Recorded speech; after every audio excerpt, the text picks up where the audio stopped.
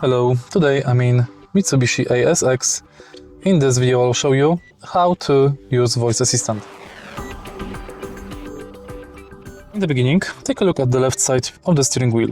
Right here we've got this panel. To activate voice assistant, press this button. Then take a look at the screen display and follow commands. Please speak after the beep. Audio, Audio. Turn audio on. Audio is already on. Please speak after the beep. radio, Radio. Receive radio. Te najważniejsze wydarzenia. Please speak after the beep. decrease volume, Could not recognize. Press the speech key and speak again.